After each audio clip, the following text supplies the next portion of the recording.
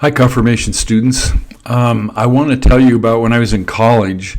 I went to a big meeting. It was probably thousands of kids there. It was in an open air place, kind of like a parking lot type thing or a park. And the person speaking was a guy by the name of Hal Lindsey, who wrote the book, The Late Great Planet Earth, and he was talking about end times, and he thought we were in the end times, and he thought that the world was going to end in 1985 or something like it, somewhere in the 80s, and at that time we were in the 70s, so it wasn't much time left before the world ended, and I was so afraid because I thought this guy probably might know something and know the date when this is going to happen, even though Jesus said he didn't know the date. So I don't know how Hal Lindsey did. But anyway, as you know, the 80s came and went, and Jesus didn't return. And that's been kind of the problem with the book of Revelation, is that people have been doing that for a couple thousand years now. They've been saying, well, look at this, this, and this, and the world's going to end soon. Just the other day, a friend of mine was in a Bible study where the pastor or the Bible study leader said, well, this COVID stuff, all this stuff, it means that the world's going to end soon. And because this has never happened before. Well, yeah, it has. The same type flu was here in 1917, and thousands of people died. And that's been the problem with the book of Revelation, is people have been doing that to the book of Revelation. But I'm going to tell you now just exactly what the book of Revelation is about. It was written by John, who is probably the disciple of Jesus, John. And he is in a prison on an island of Patmos outside of what is today Turkey.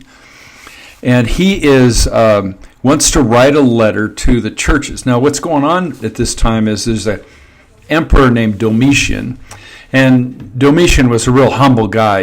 He wanted everybody to call him Lord and God, and he wanted everybody to worship him as the Lord and God of their life.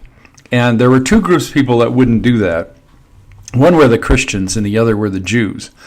And so he was imprisoning them and murdering them and making it hard for their life just altogether.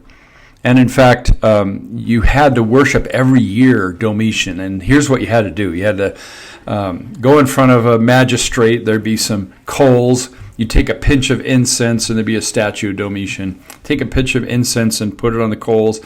Get on your knees and say, Domitian, my Lord and my God. And then you got a mark. We don't know what it is. In Revelation, it's called the mark of the beast. And you got a mark that allowed you to buy and sell in the marketplace. Well, these two groups of people weren't doing this, so they weren't able to buy and sell in the marketplace. It made it very hard to live. And what the book of Revelation is all about is it's telling people not to worship Domitian. It's a book about worship. Don't worship Domitian. Now, John couldn't just write a letter and say, don't worship Domitian, because he was in prison and the guards were reading everything that he wrote. So he used an old form of literature called apocalyptic literature. Apocalypse means something's revealed. And he revealed, and he was revealing that they shouldn't worship Domitian, but he couldn't just say that outright. So he used this coded language. You ever had a friend and you guys figured out some kind of code to write letters back and forth or emails or whatever, and nobody else could know exactly what you were saying because you had a code that helped you understand what it meant? Well, that's what Revelation is. So the guards would read it and go, well, this is gibberish. This doesn't make any sense. So they let the letter go through. But there were people who knew about apocalyptic literature, Jews, in the churches, who could interpret what he was saying. And what he was saying basically is, don't worship Domitian or the beast. So, what we do with this book now is we go, well, it has to do with, he was writing a book that would be relevant for 2,000 years from now. And that's not what he was doing. He was writing a book that would be relevant to the people who were in need at the time. Now, it does talk about some things in the future. It talks about a new heaven and a new earth. It gives all kinds of neat visions about Jesus. One of my favorite is the one where there are these seals that can't be opened by anybody in heaven.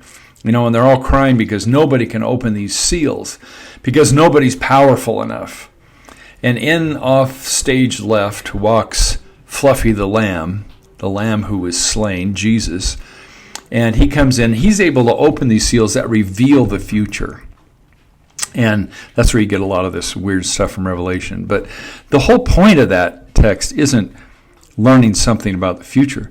The whole point of the text is that Jesus, though he appears weak, a lamb that was slain, is the most powerful person in the universe and can open these scrolls. That's the message that John over and over is giving, that while Domitian, the emperor, appears to be big and strong and powerful at the time, the most powerful thing in the universe is Jesus Christ. And that's true because today none of you knew who Domitian was, and every one of you knows who Jesus is. So John was exactly right. And this is something that's really important for you to remember. And it will mean a lot in your life. That while there's tons of things in the world, money and power and prestige and all that other junk, that the most important, the most powerful thing you can have in your life is Jesus Christ. That is the most powerful person you can know, the most powerful person you can believe in. It is the most powerful thing in the world is Jesus. And that is what the book of Revelation is really all about. Have a great time. Wish I could be with you. God bless.